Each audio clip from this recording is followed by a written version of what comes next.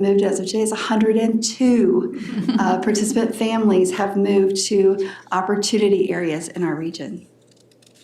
The other thing that is very crucial to this program is both MPHA and Metro HRA are using small area fair market rents, so our payment standards are set at a level that is allowing our participants who hold these vouchers to move into these areas of opportunity, which historically have higher rents because they are in more desirable locations throughout our region. So in June of 2025, as HUD likes to do, they announced some changes to the program. So HUD updated the end of the study enrollment date to June 30th of next year, so 2026. The enrollment will end. Sites are encouraged to continue to enroll families into their programs after June 30th, 2026, however. HUD's data collection will end December 31st of 2026. So they'll stop their research data collection from our ends. CCD sites across the nation will continue to provide the services to enrolled families through the statutory end date, which is the original of the demonstration, so that is October 1st of 2028. So we do get to continue our services. The funding is still there through then, and we will continue to help families move that are already enrolled into the program. The next thing that we want to talk to you is to start thinking about the future of mobility. As this research program is going to end here, we want to really think about where we want to go and let you have some ideas and really ponder on it so that we can figure out how we're going to move forward with this. So we have some options that we'd like to talk about is continue current CCD levels of the mobility program. So keep things going just like we are with this the CCD research. We could revert to previous CCD mobility program that we had in-house, which is a scaled-back model.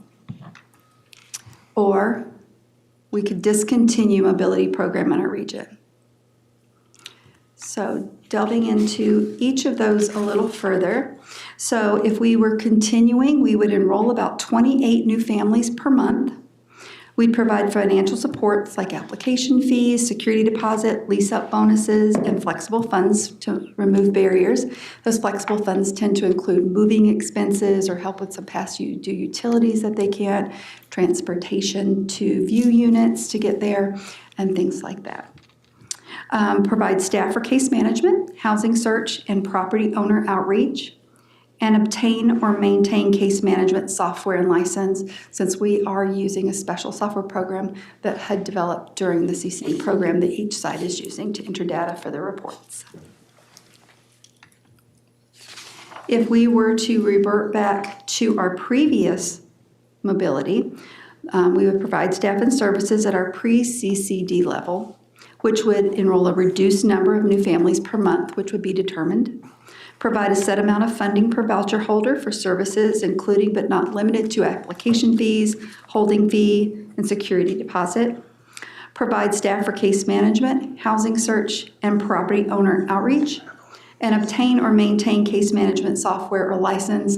It is still out for discussion, and HUD is still working if the SDT is going to be something that we are going to continue to have as a case management tool, if they're going to be able to offer that. So there's still a lot of questions around that at this time.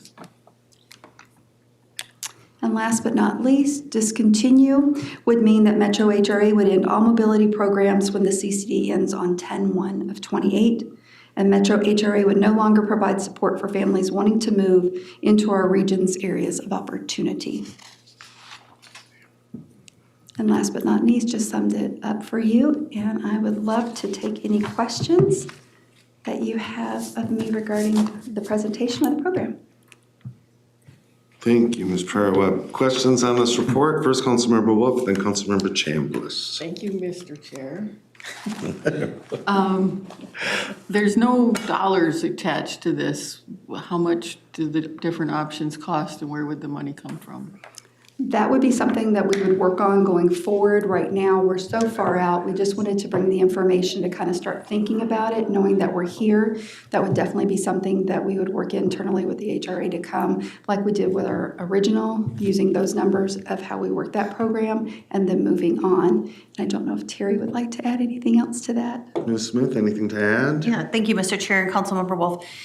So if we, reverted back to the original Community Choice Program, we're excited, first of all, because our program was called Community Choice, and that's the name they chose for the national program. So thank you to the mobility team that's all here today. But for that program, we had 2 staff people, so $100,000 for each staff person, and then $100,000, and that's an annual cost, right? And then $100,000 for integration fees, things like security deposits and those sorts of things would bring us back to the initial funding for this program back in 2015. The funding for the service team, the service delivery team, to provide the case management services goes through October 2028. But what we stopped doing with the federal program is enrolling new families, effective next summer, June 2026. And if we want to do a scale-up version of the mobility, I think Renee's purpose of being here today is just to sort of gain some initial thoughts and feedback from you all on where you think you might want to go with this, or if you have any thoughts, and then we could come back later and talk dollars, but we would have to find money for it. So it would have to come from general fund dollars. HRA program reserves could carry it for a period of time, but that's not an unlimited source of funds. So it would have to be self-funded in some way. And for this, we're allowed to use general fund dollars? Because I know for the vouchers, we're not allowed to. Mr. Chair and Council Member Wolf, that's correct. We cannot use general fund dollars to pay subsidy, but we can use that to pay for staffing and program supports. Councilmember Chambliss. Thanks. I did have the same question as far as what the costs would be for each of the different options. So looking forward to getting that, and thank you for giving us some of that information. If it could include what portion of the 2050 program, considering to be as an option for reverting, that would be good to include. And also, if we could maybe have an environmental scan in terms of housing needs, some of the issues, and maybe even some of the other services that are provided by that council or other stakeholders, that would be good, so we can have a perspective on how much support we want as a committee. Good points, Councilmember. Further discussion, Councilmember Carter. And so with respect to the funding also, but to the program design as well, you've noted that HUD's data collection will end in December of 2026.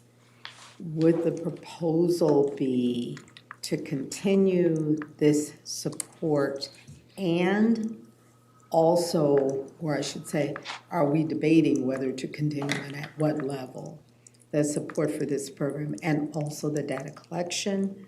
What is the thinking around the ongoing research? Yes, thank you.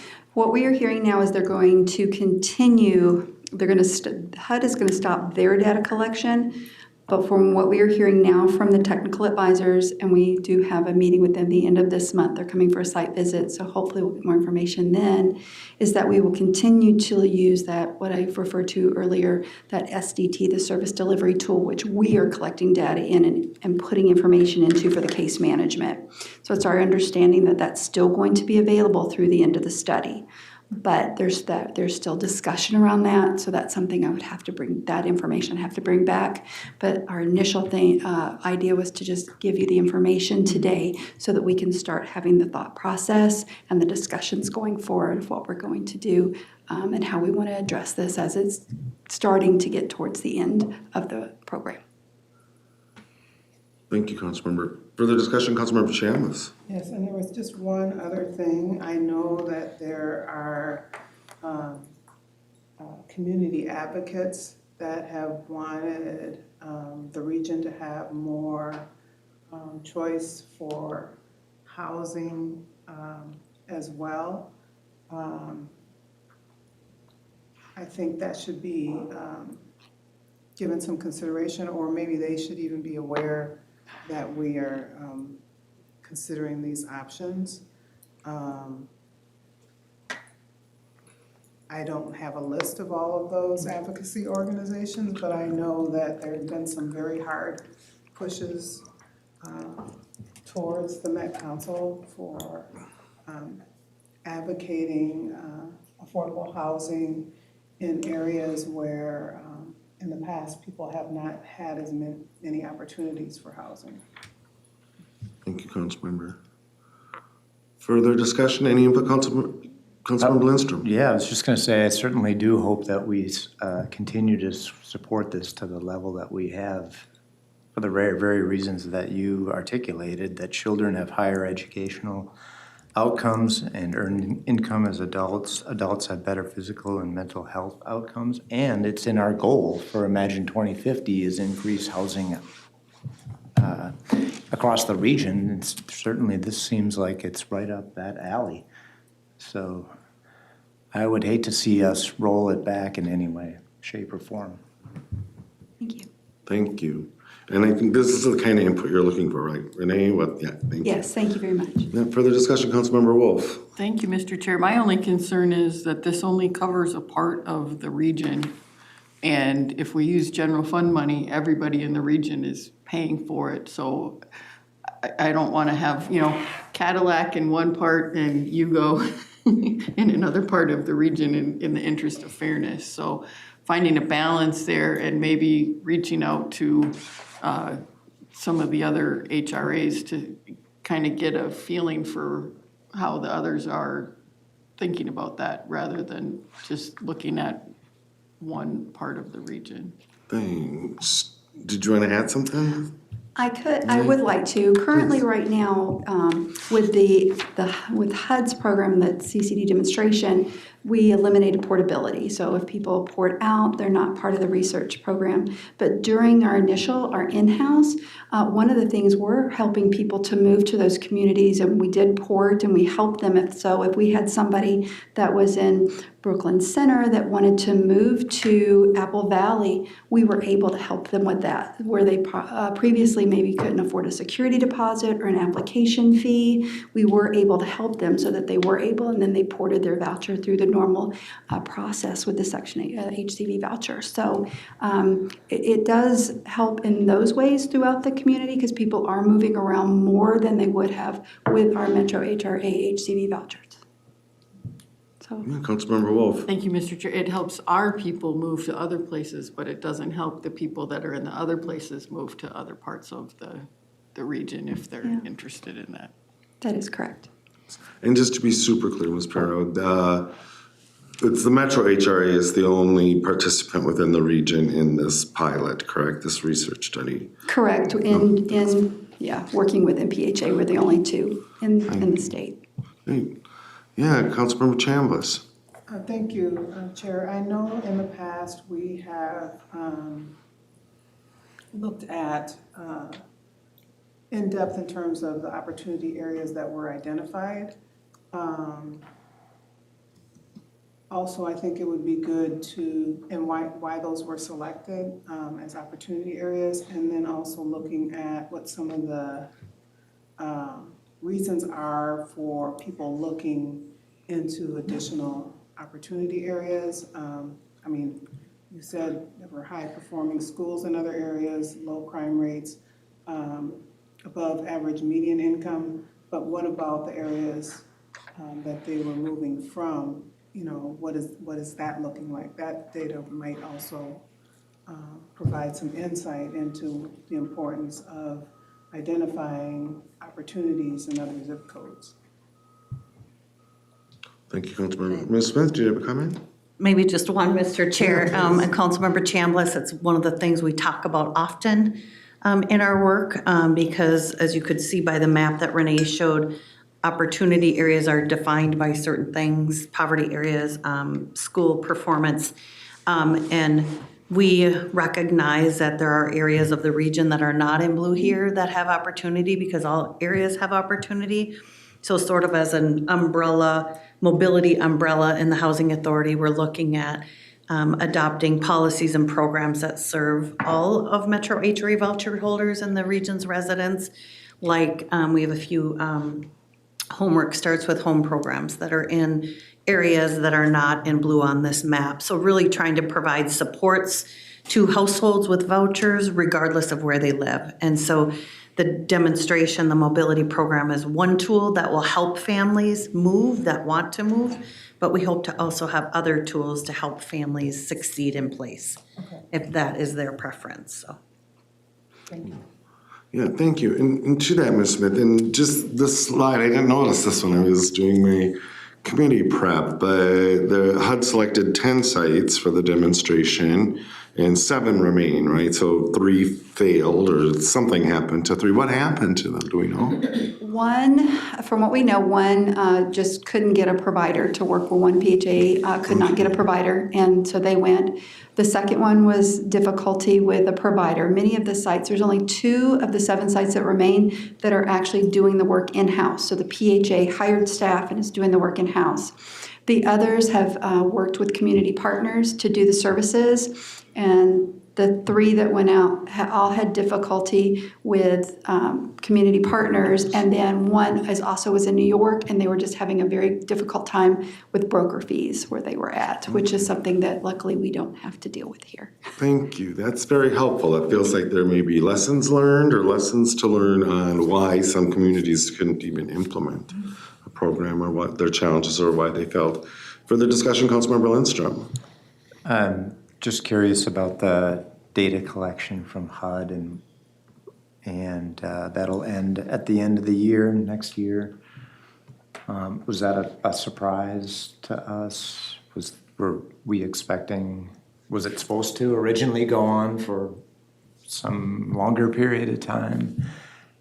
Was it supposed to go, was that 2026 date sped up, or? And does it reflect like a change in priorities at the federal level for this effort? It was moved up.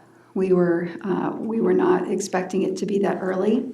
We know that there's been changes at the federal level everywhere, and so we've been told that they've got a good amount of data now from the 7. We've hit our enrollment targets. We've been doing the work. We're getting the moves, and so that they have that data.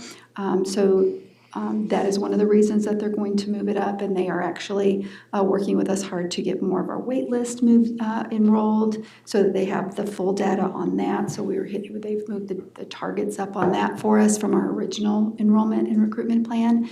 So my answer to you is we think so, but with it being HUD, we don't know for sure with the answers that we get when we ask those questions. Thank you. Thank you, Councilmember. Further comments, questions?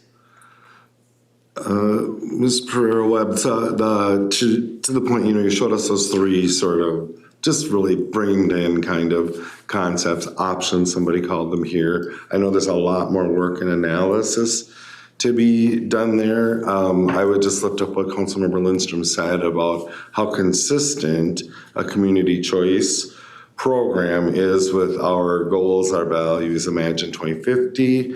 And so it seems like that there's something there, right? We would want to continue with some kind of program, but but it's very difficult to analyze these absent any kind of dollars or costs or any even magnitude of cost, right? And so that's what I would hope to see. If these are our 3 sort of options that we're going to develop, I feel like that's something that we want to see sooner rather than later. And I get it, we have a little bit of time, but not a ton. And again, I'll just split this up. It'll be interesting to learn sort of from the other communities, either the 7 that remain, but I'm especially interested in the 3 that failed. So yeah. Anything else? Are you getting what you need from this committee? Yes, I would like to add just a couple of Please. things. A couple of exciting things. We, out of the 7 sites that are left, we are the top in enrolling waitlist families. Oh. We are the top in actual moves. They do a percentage with enrollment, but for the actual number of moves, we are the top performing site out of the 7. And that is all due to the staff sitting in the front row here, our team, because they are the ones out doing the amazing work. So this is part of the team. We got the ones here that we could. But I also, going back to Councilmember Chambliss, the map here, one of the things I probably should have told you is HUD gave us this map. And we had to use it. We did research work with our research team, and we did some back, but they use census data. And so for Minneapolis and for the outside, we had to use what HUD gave us to use because of this with the funding and everything. We were actually, when we had our in-house, we didn't take apart our zip codes and stuff, so we actually covered more of our region than we have been able to with the CCD program. So just a little background on that as well, to for knowledge sake, that we were more open with the areas that we used, and we did our own internal research for those. Very cool. More to come. When will we see this again, do you think, Ms. Smith? Excuse me. Mr. Chair and council members, we want that because this is brand new, our enrollment was supposed to go through 2028. So it's shortened up quite a bit. So we wanted to just get this in front of you since it just happened. And now what we can do is plan to put some numbers together and come back for some additional discussion. I think the other thing that plays into this is the federal budget environment right now and the overall funding for the HRA, so that's in the back of our minds too. So I think when the dust settles from that, then we can start thinking about what a continued program might look like and come back for some conversation with some dollars attached to it. Thank you. Thank you. And yeah, Councilmember Cameron. Yeah, and thank you for mentioning that, Director Smith, because that was exactly what was running through my mind, is that, as you're talking about, how much this program costs and not knowing the scale that we're talking about, I think I'm thinking about the overall HRA program, and, this is a wonderful program, but how does it fit into our overall budget that we're looking at within the coming years? And so that's not to say that may alter our decision, or we may find ourselves in a place where we can do it all. And so just bearing that in mind, and I don't know that these timelines will necessarily align, but the more information that we can get in conjunction with making a decision about this program, the more informed we can be. Great points. Oh, and Ms. Pereira-Webb, congratulations, Terry, on your team on those incredible statistics that you shared with us. That's very encouraging. Well done. Thank you. And thank you all for your time today. Thank you. All right, see you, Councilwoman Lindstrom. Thanks. And good luck tonight. Yeah. For how it goes. And we'll move on to our final information item. It's the 2024 Affordable Housing Production Trends and Opportunities. And so we have, Matt, is it Schrader or Schroeder, Matt? It is Schroeder, Mr. Chair. Schroeder, thank you. And Maria Guerrero-Combs, welcome. Thank you, Chair, Council members. My name is Maya Guerrero-Combs. I am a planning analyst on the housing team and community development here. Today, we're going to be presenting on residential production trends in the region for 2024. The first part of the presentation will focus on data and trends for the production of all housing units as well as affordable housing units in the region, and that will be led by Matt Schroeder. And in the second half, I will connect these trends to housing issues and policy in the region and potential strategies the Met Council could take to support housing production in the region. So with that, I'm going to hand it off to Matt. Thank you, Maya, and council members. Since efficiency is the name of the game today, I'm happy to oblige. So just try to move through this as fast as possible by mainly just by kind of highlighting some things that aren't immediately evident from the text of the slides. And one of those is the data sets that we've developed here at the council. We survey communities every year to get the building permits that they've issued at the address level. And based on that data, we search a variety of sources and assign an affordability level to each of these. So we have a really good sense of how much development is happening across the region and how affordable that is. And I will say that this is kind of the envy of a lot of the country. We collect data on all types of permits for all housing types. And I mean, just having the address level and the affordability data there too gives us a much more complete picture than we can get from other sources. So even though we are not the most timely data, the data that we're presenting today is from 2024, we make up for that with quality. But the big picture, as I'm sure you have heard, is that housing production in the region is continuing to drop. So we, I think the housing production there in 2024, according to the permit data, is down around 12,000, about 12,400, which is down about 3,000, I think, from the year before that, which itself was down about 6,500. So there's been a pretty fair drop in housing production. And that kind of becomes clear when you see in the bigger picture how the average annual housing production in each decade has declined over time too, from about 17,100 units per year in the 1970s to 12,300 per year in the 2010s. So we're about where we were in an average year in the past decade. We can also, we like to kind of break this down as much as we can. So this chart is just kind of breaking up this overall chart by community designation, these new ones that were developed as part of Imagine 2050. Trends are very hard to see here, so we'll just put them in this series of line charts here. And you can see that that drop-off has been really prominent in the urban communities. The urban edge cities actually increased a little bit from 2023. Suburban cities, suburban edge, and to some extent the rural and non-council cities too also experienced a decline. But a lot of these different patterns have to do with the trends in housing types. Much of that decline has been among multifamily units, and urban center communities have the most permits of those, so that is kind of those two are kind of tied together. For detached homes, single-family detached homes, those actually went up by about 700 units from 2023 to 2024. And then townhomes, unlike these other two, have been relatively stable since 2021. So we've seen a pretty big drop-off for the others. So the net change from 2021 or 2022 to now has been negative, but not so much for townhomes.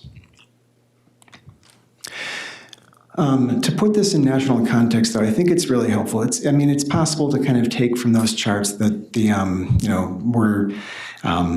things are on the decline for the region. And I think it's really useful to look at our region in national context. So this is using data from the Census Bureau's building permit survey, not our own, because the Census Bureau is able to cover the whole country.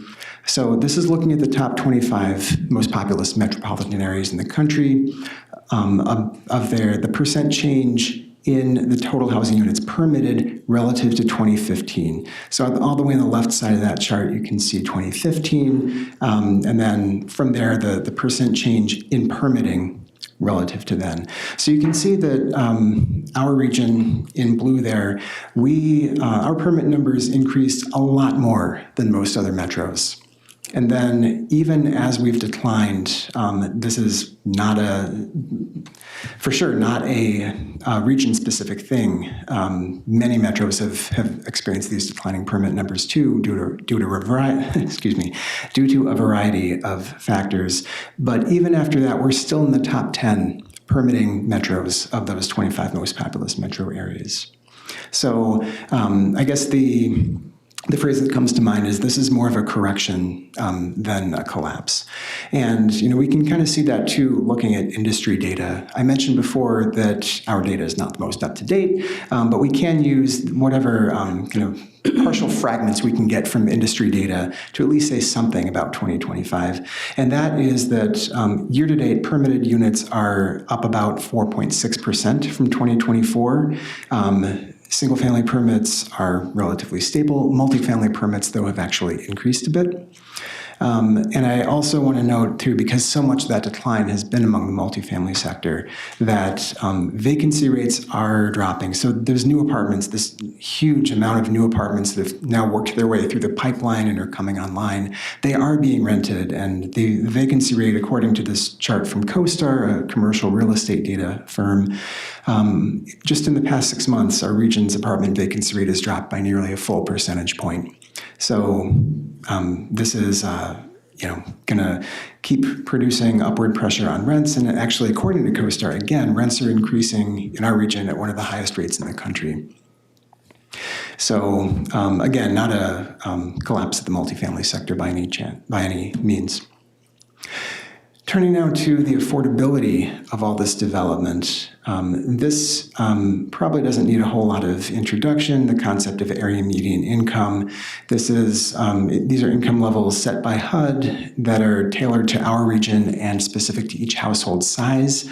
So these are just kind of ballpark thresholds for when we're talking about households that have incomes of a certain level, what that means. So, for example, 60% of area median income, which you'll see a lot throughout this presentation, is at $74,500 about. 30% of area median income is at about $37,000. So just some context there for a family of four. Based on those incomes, Housing and Livable Communities, including Maya, sets affordable rent limits and calculates the rents that are affordable to households at these different levels. I will say that these are only for 2024. They've since been updated for this year, but since this data deals with 2024, these are the limits from last year. So for 60% of area median income, those households at $74,500 roughly, the affordable rent calculation there for a two-bedroom unit would be about $1,676. You'll notice that is pretty close to the actual median rent in the region of $1,563. 50% of area median income isn't too far below that either. But where we really do see that gap is the 30% of area median income. That affordability limit is down around $838. That is only a little more than half of the actual median income. So that is kind of the big gap that Maya is going to talk about shortly.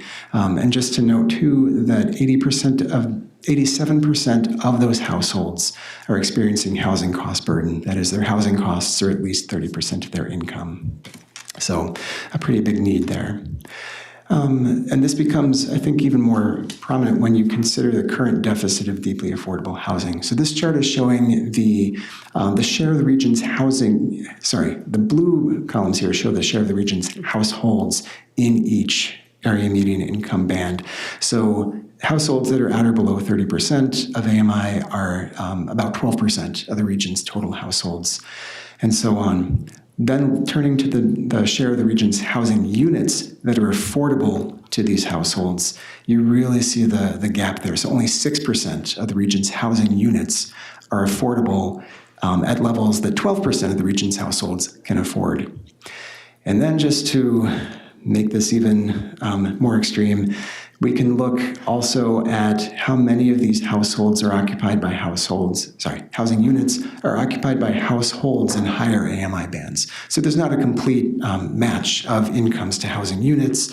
A lot of those housing units that are affordable to households that are below 30% of AMI are occupied by households from higher incomes, which makes sense. All of us want the cheapest housing we can get, but still, that doesn't change the difficulty of this public policy problem. And so with that in mind, with that context, we can look at affordable housing production in 2024, which looking only at that overall at or below 60% of AMI category, that threshold was about 1,760 units in 2024, which was down roughly, I think, 21% from 2023. Market rate production, in contrast, down a little bit less in percentage terms, but still pretty high number. We can also break that affordability, man, that word is hard, that affordability level down into the different levels of area median income. So the one that I really want to focus on is that bottom one, the deeply affordable housing that's affordable to households at or below 30% of AMI. That, you can see how much those other affordability levels have dropped since 2022. But that deeply affordable housing hasn't dropped by quite as much, which even though it is still the least common type of affordable housing that's being produced, is still not as bad as it could be. And then finally, just to tie this back to what the council has influence over, we can look at the affordable housing need for this decade. So the council approved the affordable housing need for next decade as part of the Imagine 2050 plan earlier this year. This need was developed back in 2015 for the current decade. So just wanted to separate those two. But looking at what's needed to meet the need, this column is showing the average annual production over the past 4 years at 51 to 80% of AMI. The green bar there is showing the average annual production that's required to meet the need. So production of that 51 to 80% of AMI housing is well above where we need to be. At the 31 to 50% level, not too far below where it needs to be. But with the deeply affordable housing, that is a large gap, a gap of almost 2,000 units per year that we need to make up in order to produce as much housing as we think is needed to accommodate the households that we think we're going to add at this income level. And so breaking this down by community designation, we can see too where this gap exists. And it really is across the region. The urban cities are close to where they needed to be, but the other community designations well below for a variety of reasons that Maya is going to talk about now. Thank you, Matt. So there was a lot of data in there and a lot of key data points that we want to highlight that Matt went over for the rest of the presentation. So we'll cover how this data connects to regional housing issues and policies. I want to start by highlighting some of the things that Matt talked about. So production of housing has slowed, especially after that large production boom we saw at the beginning of this decade. And this slowdown has had the largest impact on the development of affordable housing units. That being said, overall production of affordable housing this decade has been higher than what we saw last decade so far. That's really shown in the region when we look at meeting the need for 51 to 80% AMI units. In only 3 years, and we're 4 years in of production, the need for the entire 10-year decade has been met for those 51 to 80% AMI units and surpassed, right? Additionally, we're only slightly behind meeting or being on track to meet the regional need for units affordable to incomes at 31 to 50% of area median income. And these are really great, amazing accomplishments, but they also underscore the large disparity in production of housing units that we need the most, those affordable at 30% AMI or less. Before I begin to cover the gap in production of 30% AMI or less units, it's important to point out the efforts the region has taken to produce these units. As Matt went over in slide 13, where you see the production of affordable housing units broken out by AMI band, you see that the production of 30% AMI units is up in the last 3 years. And actually, if you look at the share of 30% units relative to all affordable housing units produced, The average is 17%. So of all affordable housing units in the last 3 years, 17% have been deeply affordable, which compared to the previous 5 years of only 8%, we're really seeing a larger shift in the focus on deeply affordable housing. So that's really commendable. But even with higher production for deeply affordable housing units, production is still considerably low, and it's not close to meeting the need in the region. And while there's a large deficit in all areas of the region of deeply affordable housing, it's largest in areas outside of the urban and urban edge community designation, specifically suburban and suburban edge. And additionally, even though the production of single-family housing increased, as Matt pointed out, in 2024, we are seeing less affordable home ownership options, which I will talk about a little bit later in this presentation. So thinking about that, let's first dive into the production gap for deeply affordable housing and the potential strategies that the Met Council can do to support these issues in the region. For the remainder of the presentation, we really value your feedback. And so questions to consider as we move through this next section are, what are issues in production that we can't control but we can adapt to? What are our opportunities to support production of affordable housing and the deficits we're seeing in the region? And which Met Council strategies that are put forth should we prioritize?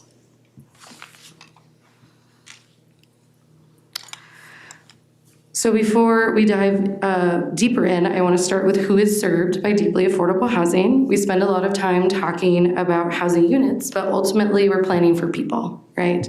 So I wanted to do a quick recap of who is served by deeply affordable housing and the challenges these households face.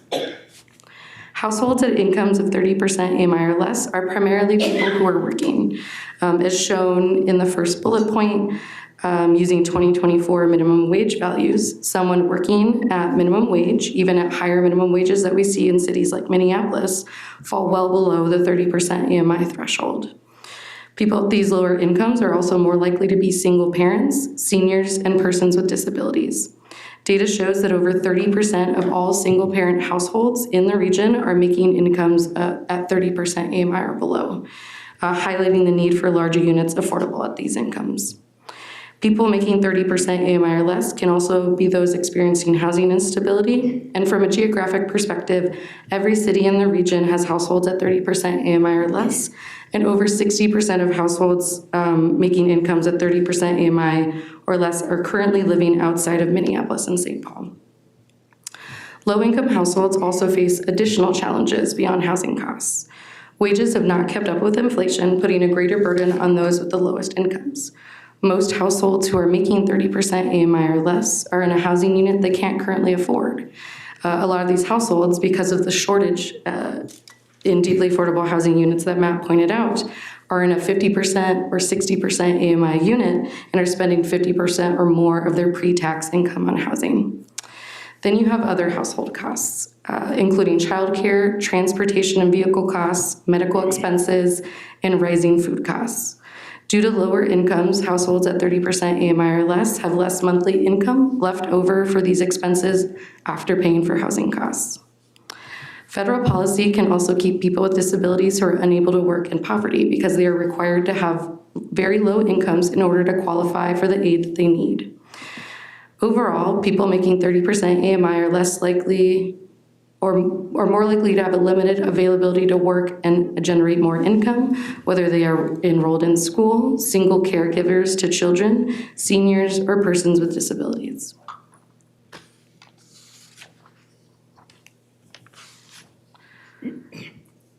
So as mentioned earlier, even though we have a production gap, we have seen record numbers of 30% AMI units being produced in the past 3 years.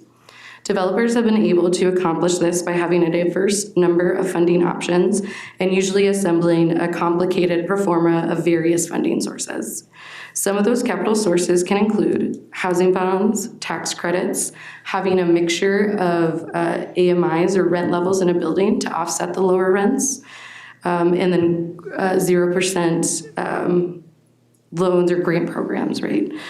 And deeply affordable households can also be served by rental assistance, so that can be associated with the person or household through tools like housing choice vouchers, or it could be tied to the unit, making the physical unit affordable, such as project-based vouchers. So deeply affordable housing units are being built, but we still have a large gap in supply, mostly due to realities that we can't solve here today in this room, but that we can try to adapt to. The main reason we're not seeing more deeply affordable housing units built is that 30% AMI rents are not covering the capital or operation costs, and so require deep subsidies to build and then operate over time. And the reason these costs are so high is a lot of external market forces, such as supply chain issues, high interest rates, inflation, higher labor costs, higher construction costs, higher energy and utility costs, higher mortgage rates, and higher insurance rates.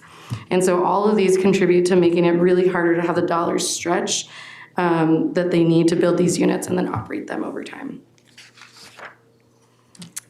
So how can we support deeply affordable housing production? Met Council staff conducts an annual housing survey where city staff from around the region are asked what they're doing to meet their housing needs, what barriers they've identified in meeting those needs, and what assistance would help them overcome those barriers. Through the 2025 survey, so sorry, we're switching years, 2025, so our latest survey, barriers identified were finding funding, the rising costs, education around community concerns for affordable housing, and the additional resources needed to preserve housing that is already affordable. Overall, the response from cities on assistance or support that they would need to meet those needs was funding or grants. That was the number one thing we heard. Where are the dollars? We need more dollars. Other actions identified were support for staff capacity with technical assistance, education and best practices, as well as more collaborative partnerships and regulatory and policy changes. Oh, I'm sorry. I didn't realize those are animated. There you go.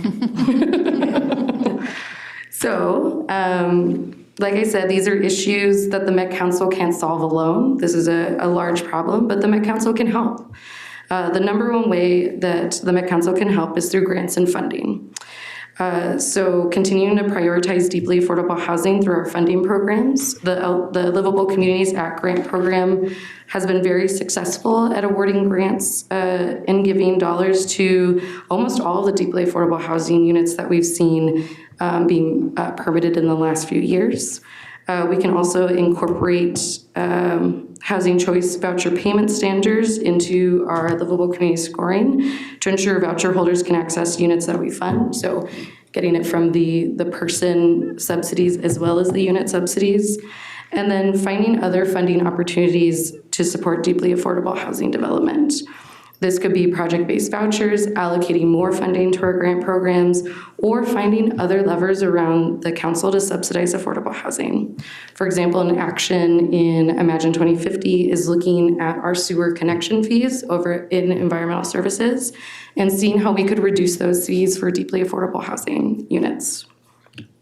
Also, just generally more technical assistance for city staff around policies and programs in order to deepen their capacity to implement programs that develop affordable housing. So with that, we're going to move to the next production gap identified, and that is the supply of ownership options in the market, specifically affordable home ownership options. There's been an ongoing decline in vacancy rates for ownership housing, with the 2024 vacancy rate at 0.4%. Matt got this slide together. And what that really means is we're getting really close to a historic low that we've seen since 1986, and that means that demand is high, right? And that there are not as many units for sale, creating a very tight market in the ownership world. So previously in the presentation, Matt showed us that single-family development had increased from 2023 and 2024, but this chart breaks it out by affordability, and we can see that affordable ownership production continues to drop in 2024, with more of that production being in the higher market rate categories. So the green line at the bottom is affordable homeownership unit production, which is affordable to those making 80% of the area median income or below, which would mean a sale price in 2024 of $304,000. The brown line is moderate market rate ownership opportunities. So that's affordable to households making 81 to 115% of the area median income, and those would be a sale price up to $431,000. And then the blue line is market rate ownership opportunities that are affordable to households that make greater than 150% of the area median income, and that means a median sale price of over $431,000. So we're just really seeing a lot more expensive options on the market and less affordable options.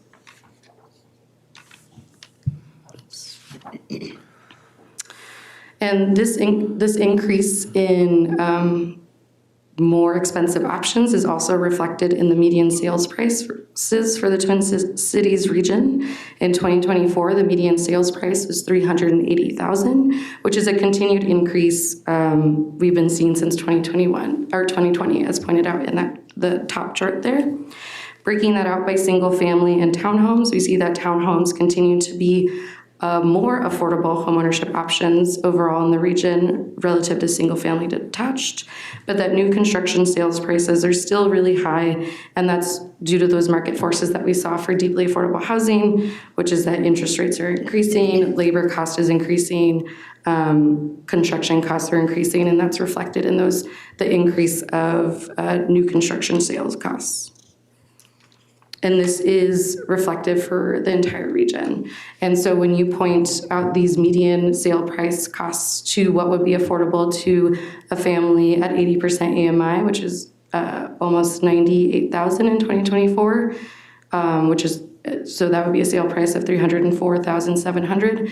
You're not seeing a lot of opportunities there.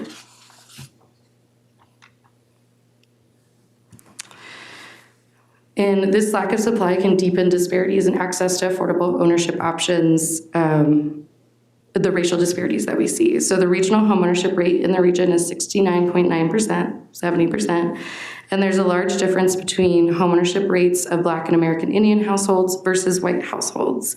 Homeownership is one of the leading ways to build generational wealth, and so this lack of supply to affordable homeownership options can deepen the racial disparities that we already see in this region in regards to homeownership and wealth. So what can we do? Similar to deeply affordable housing, the council can support affordable home ownership development through grants and funding. The Livable Communities Act Affordable Home Ownership Program, which started in 2022, has supported over 100 affordable ownership units in the first 3 years of the program. All are affordable at 80% AMI or less, so that's that $304,700 sale price in 2024. And to apply to the program, they have to have an affordability term minimum of 15 years, but many are seeing 30 years or over, or even perpetuity, like land trust models. Additionally, we can support a variety of housing types in all communities in the region to provide diverse ownership opportunities that can be more accessible for different households.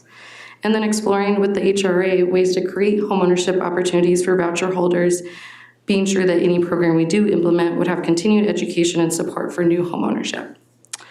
And of course, provide technical assistance to local governments that support affordable homeownership and preservation. We can do that through our policy development grants, also our grants that we have been giving out from our award from HUD, the pro housing money, as well as just data tools and tracking. That's something that city staff always asks for. And so with that, I think we covered what we're here to cover today. Thanks, Maya. Thanks, Matt. A lot of information here, a lot of data, and I like the policy piece as well. Discussion on this report, Councilmember Chambas, then Councilmember Morales. Thank you, and I really appreciate the comprehensive dive into all of the housing production and need issues. I know it's a moving target, and I appreciate comparing where we are now to, years past. I think there also is an opportunity to create more affordable housing with transit-oriented development. So maybe looking into, how that impacts affordable housing production as well. And then also looking at senior housing, what is the demand, the production for that, and the competition from a development standpoint, a developer standpoint in terms of, I shouldn't say competition, but what is desired for developers in terms of creating senior housing versus multifamily housing, and what is the interest of local city council planning agencies or planning committees for affordable housing and senior housing, because I know sometimes there's a little bit of NIMBYism with the affordable housing and a preference for senior housing, which there is a great need for as well, but getting some of that data would be useful. And I appreciate towards the end of the presentation, you provided information about the higher AMI bands and what the cost of the housing is. And then earlier in the presentation on how some of the more affordable housing units are occupied by people at the higher income band. So there's a little bit of a competition. And there's also showing that there's interest at higher AMI bands for more affordable housing because of all the costs that you mentioned, the insurance costs and all the other expenses that come into play for living in general. And that may be impacting the interest because for example, some of the new construction housing, it may be closer to the 450, 500, but the basement isn't finished. Compared to what it was 20, 25 years ago, you would have the basement finished for the new construction. So those, you're getting less for more money that is costing, and that's causing, I think, some compression between the AMI bands in terms of the interest in the more affordable housing units. And they're also purchasing in some of the more affordable cities, and that's creating some price pressure and potentially some displacement. So there's a lot of factors in terms of what this data means for the different AMI bands. Thank you, Councilmember. Further discussion, Councilmember Morales. Thank you for everything. My main question was, you mentioned that the majority of the deeply affordable housing lacks in suburban edge cities, but then you also mentioned that 60% of the 30% AMI also live outside of the urban area. So why don't we look at an approach that focuses on those suburban edge or rural areas where the majority of those under 30% AMI live, and work with those cities? I know like the transportation sales tax that we got, there's not a lot of cities doing much with the money that they've gotten with that, and those accounts are just building and building and building. But look at partnering with those cities to do something in regards to their deeply affordable living situations that they have, and just try and come up with a new way to go at this, because at the federal level, it's not coming, right? We're not getting that help. We've seen recently where it's $5-7 million being taken away from a lot of different nonprofits that are working here for deeply affordable living. I just think we need to think a little bit outside of the box, because the prices aren't going to get cheaper, right? The labor costs are going to continue to increase. Housing production is the prices for production are going to continue to increase. And that's why you see the highest number of deeply affordable housings being in the urban areas, because they were constructed 20, 30, 40, 50 years ago, and they don't have the labor and construction costs that the further suburban edge and rural areas have. We're just going to have to get a lot more out of the box when we're coming up with ideas, and look at cities for using that sales tax and try and incentivize it a little bit, or see what we can do. Thank you, Councilmember. Further discussion, Councilmember Wolf and Councilmember Kerr. Thank you, Mr. Chair. There was no mention of the new vouchers that are coming on from the state money. which they're, if I remember correctly, they're supposed to be primarily for people who are below 30% of median, targeting at people who are below 30% of median, but that then gets them into a 50% of median unit. And so I think we can't kind of rest on those higher bands of affordability, both from the people who are making more money and living in an affordable unit. If you make more of the other bands, people can move to a better place and free up a lower unit for the people who actually need it. But then we need more units at 50 or 60 for voucher holders that might be below 30 to have a place to go. And so it's not just the 30% units that they could live in. If they get a voucher, there's a whole nother avenue for them if we're continuing to build in those other bands. And I would respectfully disagree with Councilmember Chambliss. I built my house 33 years ago when I was a below 80% of median income person then, and got an affordable home built. But it was 1,100 square feet with an unfinished basement and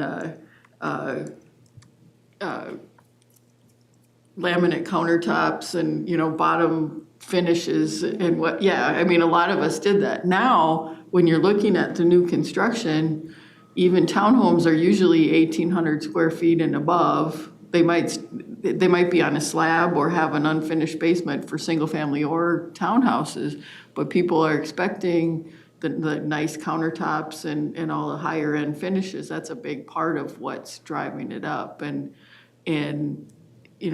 I don't know if there's people who are willing to accept a lower finish in a newer unit. That would probably be a Councilmember Morales question.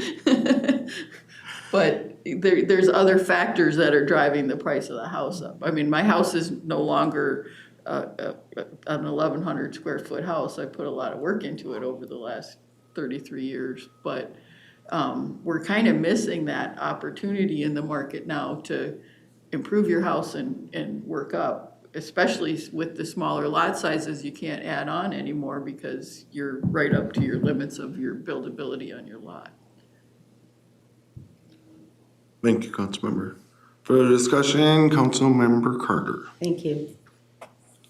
I too really appreciate the information that you brought forward to us for our consideration as we continue to try to do our very best to motivate the production of affordable housing and also to encourage affordable home ownership. On those two, I recall in the beginning of the presentation, you spoke to the fact that we have spoken in 2050 to a reduction of sewer connection fees to motivate affordable housing. And I would love more information about where we are in the approach and moving toward that approach and what we know about that opportunity in terms of what our expectations can be, how we can lower those rates, those connection fees, and what may come as a result of that.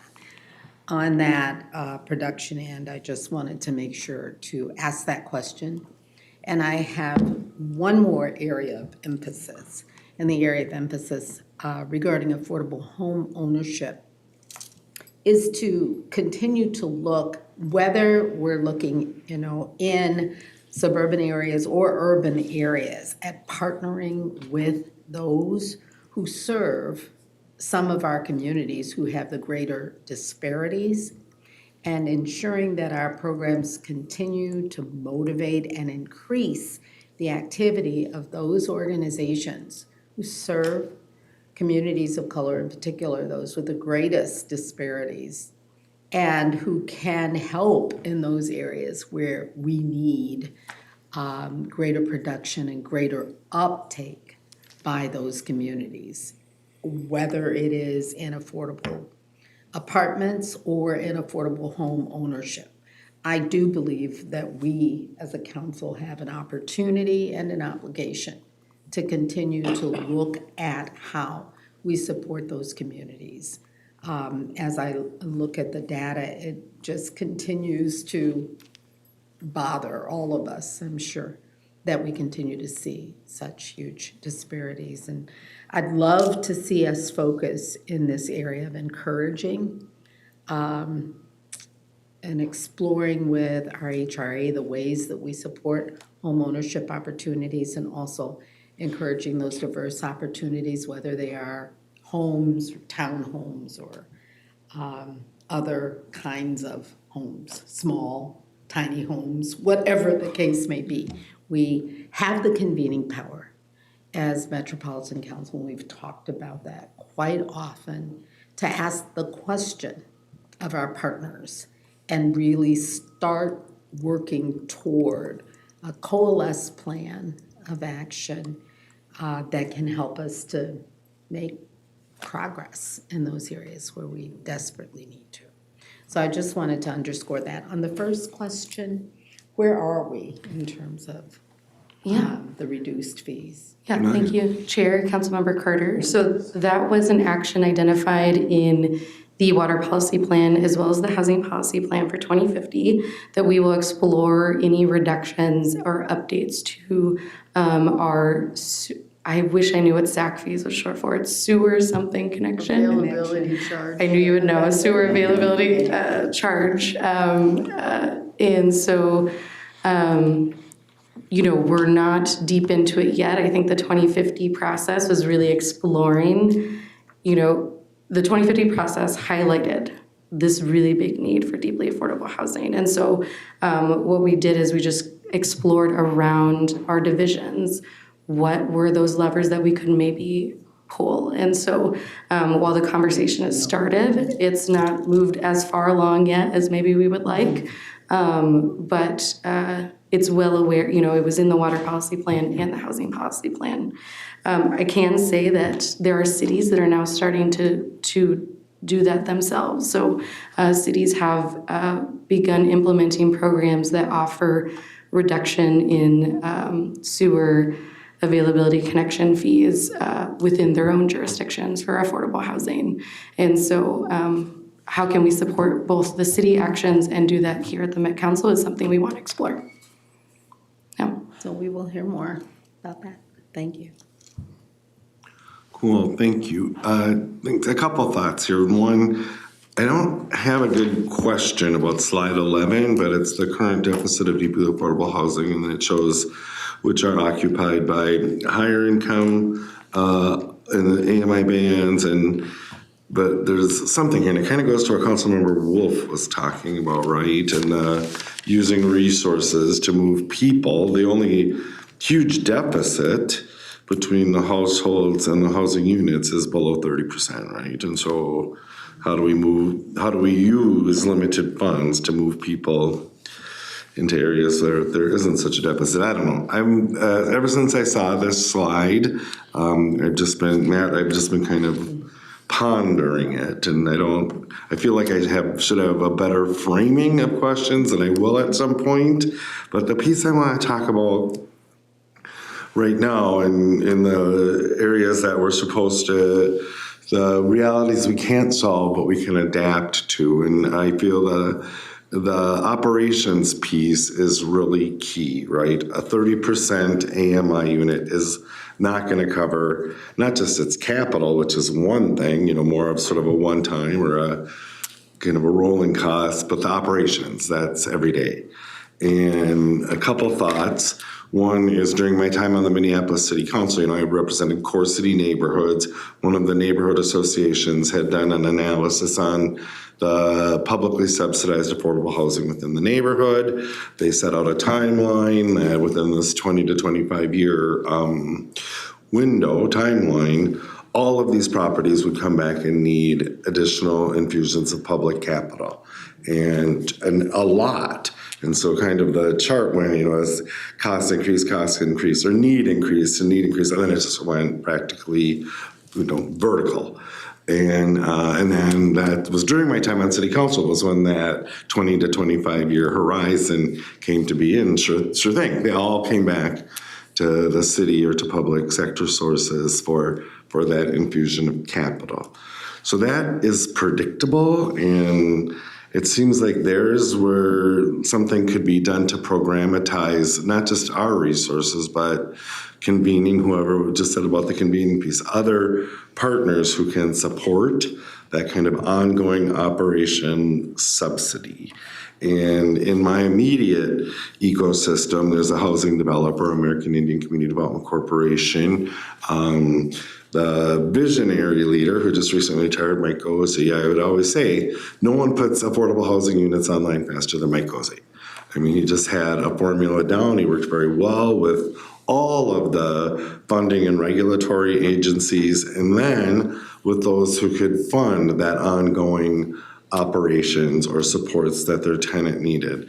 And they had a very brilliant, their numbers guy, a former Met Council staff person, and they would never move forward on a development that didn't pencil out through the life of that project.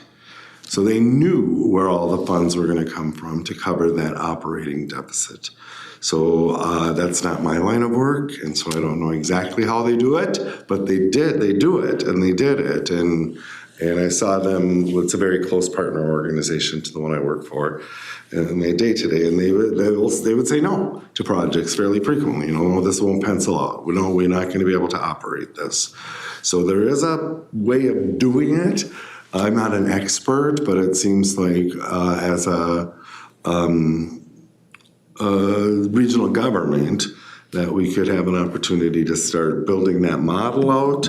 So these 30% units can cover the operations. The capital piece, I feel like, is a little easier. I mean, it's what we're more used to, but it's that operations piece that I feel like we could focus on. Thanks. Anyone else? Yeah, Councilmember Cameron. I, like you, I don't quite have a question that I formulated, but, you know, a lot of ideas running through my head, and thank you for this presentation. I mean, to try and boil down very complex market structures into a series of slides for a short presentation is not easy, so covered a lot in a pretty efficient amount of time, so appreciate that. Okay, so, you know, what keeps running through my mind is, you know, Councilmember Wolf, and as you're talking, Mr. Chair, is really, you know, long-term, you know, our goal as a region is not so much about on this, you know, if I pick on this slide, it's not about increasing the 6%, it's more about a reduction of the 12% in my mind, and that is more, a reduction of that 12% solves a lot of the issues that we're describing and the ongoing operations costs. Because, you know, when I look at, you know, some of the time linear graphs that you have about looking at these pressure, you know, market pressures over time and all these different pieces, you know, it's not, you know, things are not going to become more affordable over time. Things only become more expensive over time. You know, the labor costs, childcare costs, all of these things will continue to increase, and I don't think, you know, that's not to say that all of the policy work that you described isn't incredibly valuable, but I do think, you know, when we're looking towards 2050, part of that goal is really about reducing the number of households within that AMI band. And I think the nearer term goal is really on this production of affordable housing units, but that's, we will always be playing catch up if we're not looking at that longer term goal. Then the other thing that kind of is, I don't know if this is important, maybe it's not important at all, but, you know, it just keeps noodling around in my brain that there's, you know, with particularly with rental units, there's always this transition over time.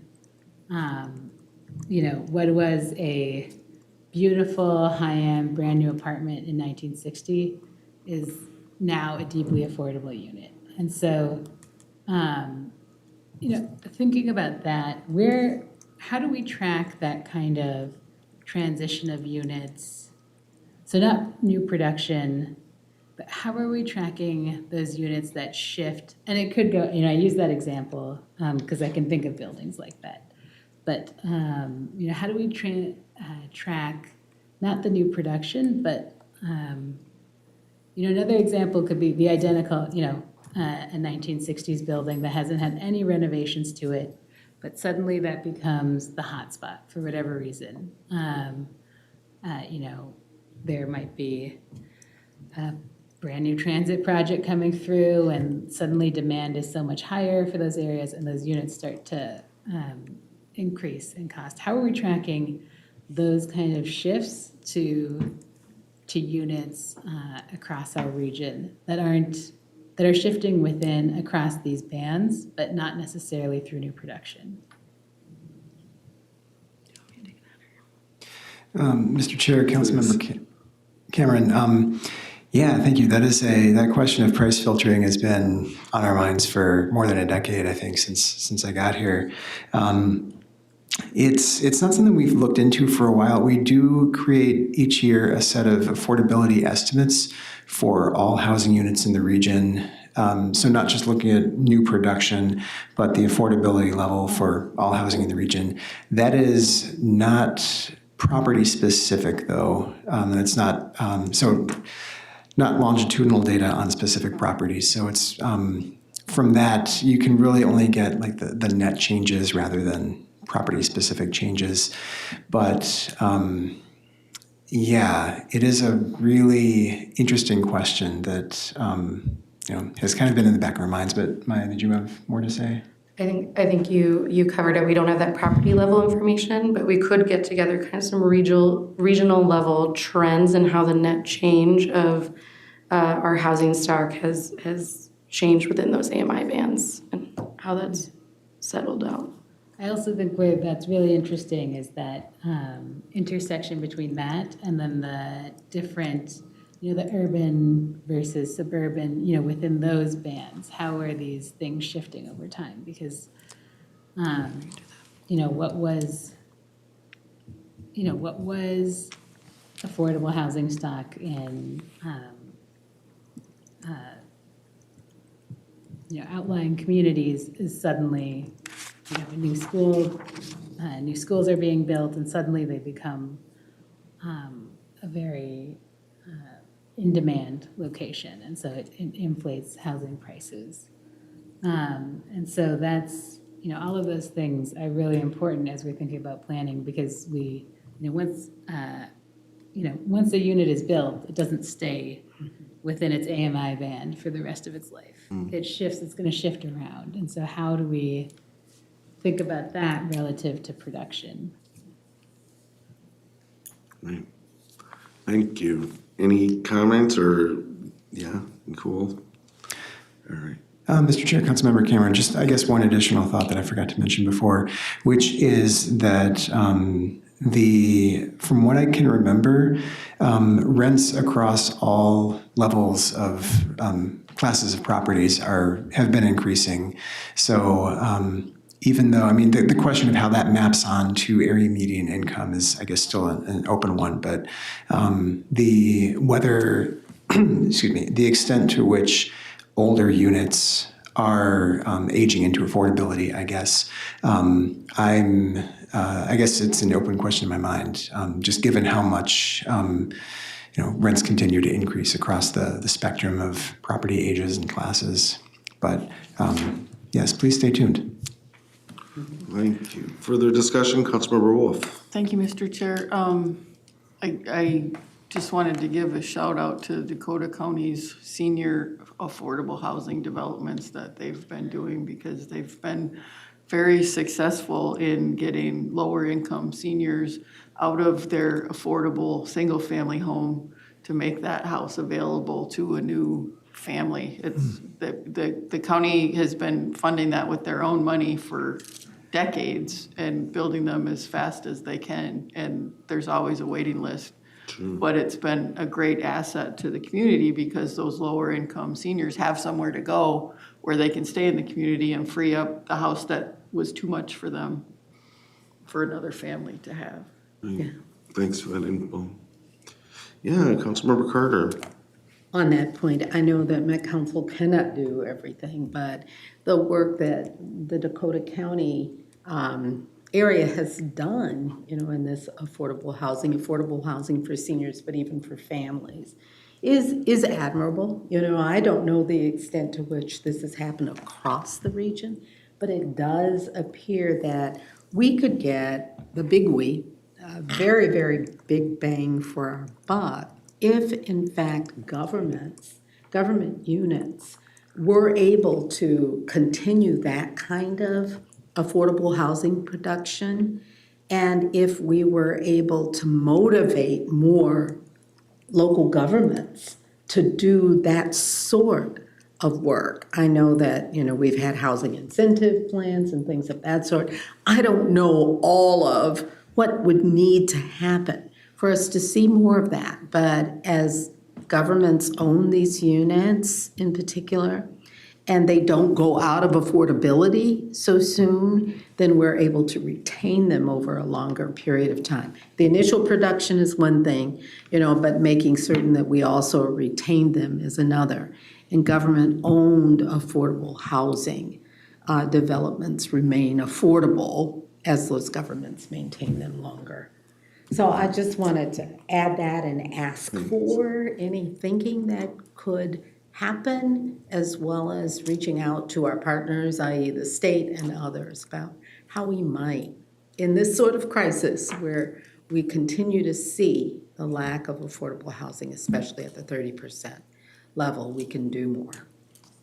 Yeah, thank you, Chair and Councilmember Carter. We're at a really great time to do that, right, with the 2050 comprehensive planning process. And so the housing team has been working to create a toolkit so that cities can look at strategies that other cities, townships, and counties are doing to get the results that they want and to meet the housing needs that they see. On top of that, we received a federal grant, the HUD Pro funding, and we seek to use that to help cities leverage land use, zoning, and policy changes to create affordable housing. And one of the specific things that we wanted this grant for was to leverage a lot of the funding that cities are receiving that they haven't received before to spend on affordable housing. And we have a lot of cities asking, what do we do with this, right? And so what we're doing is trying to centralize that information of what cities are doing, what programs are working, and what are the best practices for those different programs. And so we hope to have the toolkit live in 2026 and continue to fund cities and townships as they explore how to leverage their funding, and then get those success stories out into the hands of other cities and townships around the region. Thank you. Thank you. Any other discussion? I really like this discussion we've been having right here at the end, and Councilmember, to your point, and this is maybe why this, in part, why this slide is so intriguing to me.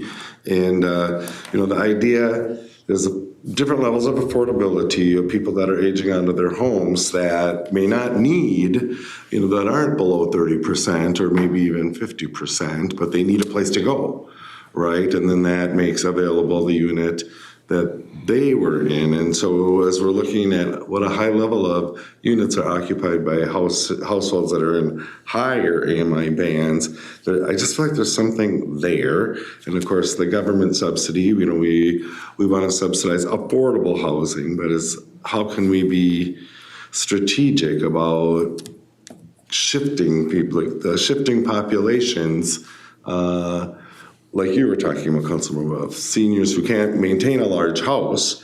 They might not need the lowest levels of affordability, but they need somewhere to go. Well, and it might not necessarily be a large house, it might be a 19. Right, good point. A house, right. But it's still too much for them. Yeah. And if they just have Social Security and maybe a little bit of savings, they can't necessarily afford to go to a market rate rental unit, but if you can get them a subsidized unit, they can get out of the house. You're channeling Councilmember Bento. This was always one of her big points. Cool. Anything else on this? Great work. Thanks for the report. Thanks for putting out a lot of data and information in a very digestible way. I appreciate that. And I'm sure there'll be more discussion to come. Thank you. Thank you. Anything else? That's the end of our agenda. Michelle, anything for the committee? Cool. Ms. Smith, anything for the committee? Great. Seeing no further business before this committee, we're adjourned. Thank you. Thank you. That was really fascinating.